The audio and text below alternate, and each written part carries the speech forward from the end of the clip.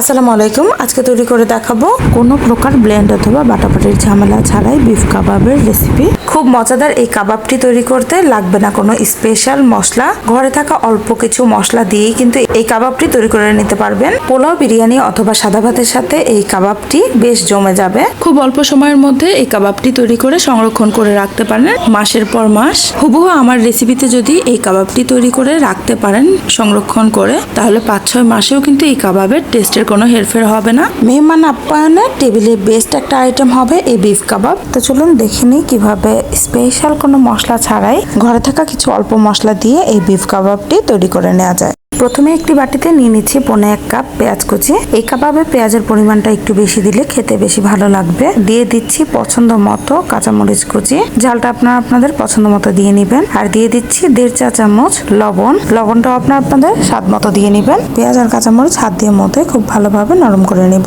পেঁয়াজ যখন খুব ভালোভাবে নরম করা হয়ে যাবে, তখন এক এক করে সবগুলো মশলা দিয়ে নেব।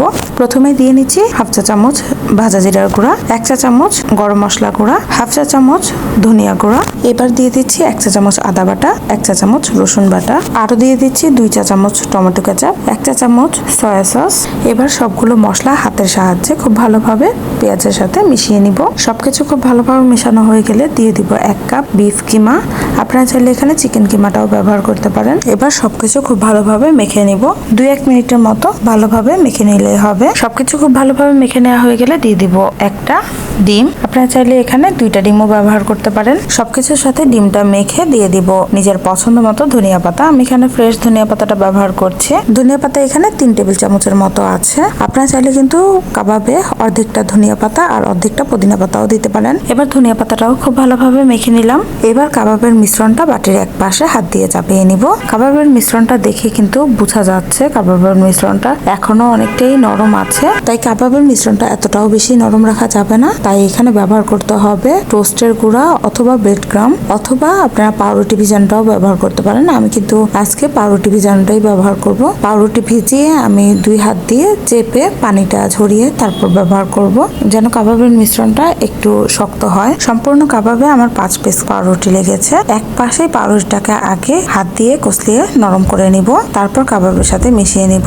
সবগুলো উপকরণ একসাথে মিশানো হয়ে গেলে দিয়ে দিব 1/2 চা চামচের একটু বেশি টেস্টিং সল্ট। আপনারা চাইলে টেস্টিং সল্টটা স্কিপ করতে পারেন, তবে টেস্টিং সল্ট দিলে কাবাবের টেস্টটা বেড়ে যাবে। আর দিয়ে দিচ্ছি সাথে 1 প্যাকেট ম্যাগি ম্যাজিক মশলা, আর সাথে দিয়ে দিচ্ছি 1 চা চামচ চিনি। এবার সবগুলো উপকরণ কাবাবের সাথে খুব ভালোভাবে মিশিয়ে নিব।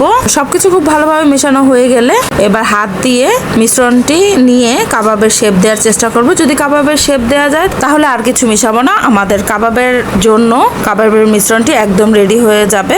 আর যদি কাবাবের শেপ দেওয়া না যায় তাহলে আরো কিছু পাউরুটির পিস নিয়ে পানিতে ভিজিয়ে পানিগুলো ভালোভাবে চেপে ফেলে দিয়ে তারপর পাউরুটির পিসগুলো ব্যবহার করব। এবার একটা ট্রেতে নিজের পছন্দ মতো কাবাবের সাইজ করে কিছু কাবাব তৈরি করে নিব। এখানে আমি মিডিয়াম সাইজের কাবাব তৈরি করছি। আমার মতো মিডিয়াম সাইজের কাবাব তৈরি করলে এখানে 1 কাপ বিফ কিমাতে 15 থেকে 16টার মতো কাবাব হবে। চাইলে কিন্তু এই পর্যায়ে আপনারা কাবাবগুলো ভেজে নিতে পারেন। চুলায় একটি প্যানে ডুবো তেল দিয়ে কাবাবগুলো দিয়েই ভেজে নিতে পারেন। নিজের পছন্দ মতো কালার করে নামিয়ে নেবেন, বেশ কাবাব তৈরি হয়ে যাবে। আমি যেহেতু ব্রেড ক্রামে কোট করে তারপর কাবাবগুলো ভেজে নিব, তাই কাবাবগুলো ট্রেতে নিয়ে 2 ঘন্টার জন্য ডিপ ফ্রিজে রেখে দিব।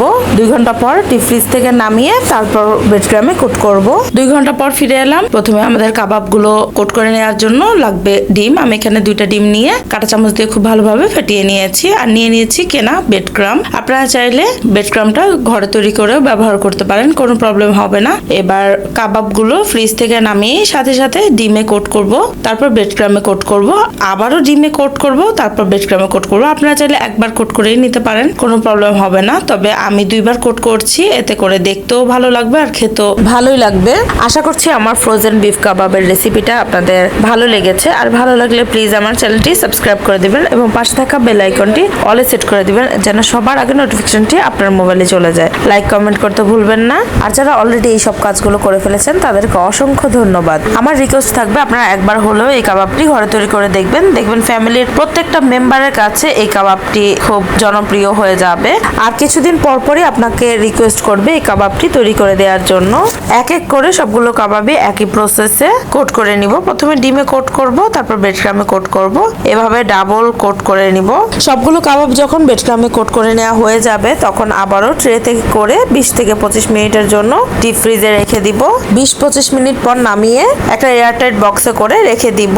এভাবে কাবাবগুলো ফ্রোজেন করে রাখা যাবে 5 থেকে 6 মাসের মতো। শুধুমাত্র যখন খেতে মন চাইবে অথবা মেহমান আসবে তার কিছুক্ষণ আগে নামিয়ে ডুবো তেলে ভেজে নিলেই হবে। কথা বলতে বলতে সবগুলো কাবাবই ব্রেড ক্রামে কোট করে নেওয়া হয়ে গেছে। এরকম সহজ সহজ রেসিপি পেতে আমার চ্যানেলের সাথেই থাকুন। আজকের জন্য বিদায় নিচ্ছি, চলে আসবো আরেকদিন আরেকটি রেসিপি নিয়ে। সেই পর্যন্ত সবাই ভালো থাকবেন, সুস্থ থাকবেন, আমাদের জন্য দোয়া করবেন। আল্লাহ হাফেজ।